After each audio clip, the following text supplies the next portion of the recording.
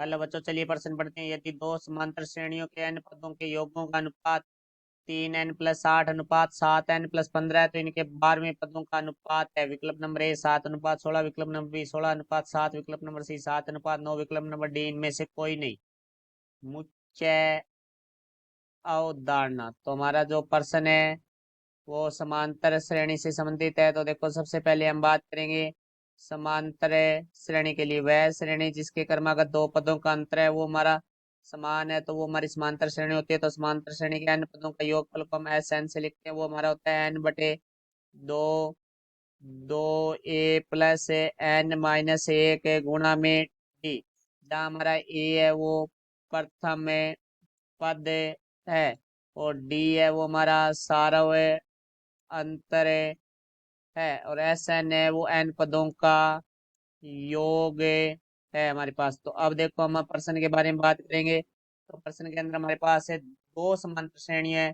तो एक पहली श्रेणी है, उसको हम योग को एस एन डैश से लिख लेते हैं, और दूसरी श्रेणी उसको हम एस एन से लिख लेते हैं।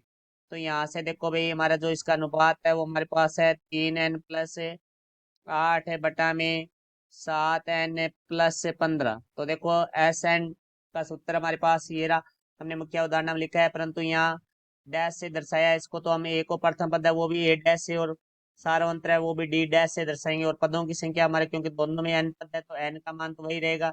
तो यहाँ से आ जाएगा हमारे पास एस एन डैश का मान है वो n/2 गुणा में 2a डैश प्लस n-1 गुणा में डी डैश बटा में एस एन का मान है हमारे पास n/2 गुणा में 2a+n-1 गुणा में डी, बराबर हमारे पास है जो अनुपात दिया गया है वो हमारे पास 3n+8 बटा में हमारे पास है 7n+15। तो यहाँ से हम देखते हैं तो हमारा n/2 से n/2 कट जाएगा, तो यहाँ से हमारे पास आ जाएगा 2a डैश प्लस n-1 गुणा में डी डैश बटा में 2a+n-1 गुणा में डी, बराबर हमारा आ जाएगा 3n+8 बटा में 7n+15। तो अब देखो, हमारे जो प्रश्न है उसके अंदर 12वें पदों का अनुपात पूछा गया है। तो देखो भाई, हम बात करते हैं 12वें पद के लिए। तो ए एन का हमारा जो सूत्र होता है वो होता है a+n-1 गुणा डी, nवें पद का। तो यहाँ से देखो, हमें 12वें पद के लिए बात करनी है, तो a12 बराबर हो जाएगा a+12-1 गुणा में डी। तो यहाँ से आ जाएगा a+11 डी, एक श्रेणी के लिए। दूसरी श्रेणी जो डैश वाली है उसके लिए हमारा जो 12वां पद है a-12 है वो हमारा हो जाएगा a+11 डी डैश।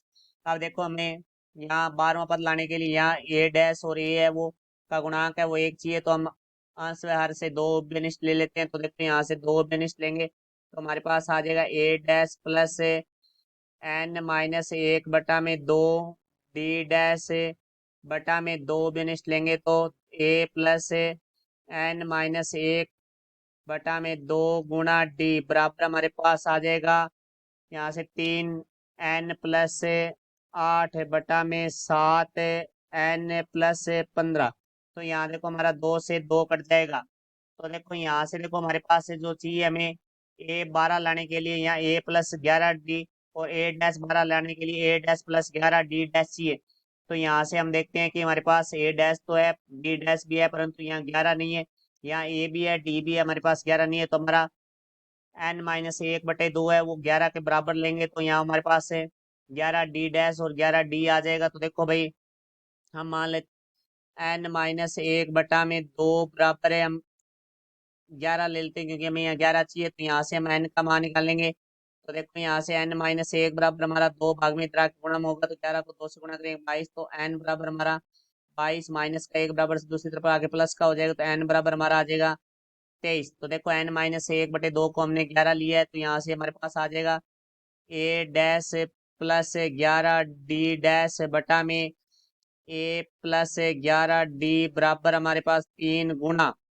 तो n-1/2 को 11 लिया है, तो हमारे पास n का जो मान है वो 23 आ चुका है। तो यहाँ से 2 गुणा 23 प्लस 8 बटा में 7 गुणा 23 प्लस 15। तो देखो, a dash plus 11 D dash है वो हमारा a12 डैश के बराबर है बटा में हमारा जो a प्लस 11 d है वो a 12 के बराबर है। बराबर हमारे पास देखो भाई, हमने 23 को 3 से गुणा किए, तो 23 को 3 से गुणा करेंगे तो मेरे पास आ जाएगा 69 प्लस 8 बटा में हमने 23 को 7 से गुणा करना है, तो हमारे पास है आएगा 161 प्लस हमारे पास है 15। तो यहाँ से देखो भाई a 12 डैश बटा में a 12 बराबर हमारे पास आ जाएगा 69 में हम 8 जोड़ेंगे तो हमारे पास आ जाएगा 77 बटा में हम 161 में 15 जोड़ेंगे तो हमारे पास आ जाएगा 176। तो ये हमारा 11 के पहाड़े से कट रहा है, 11 7 77, फिर ये 11 से काटेंगे तो 11 कम 11, 11 छिके 66।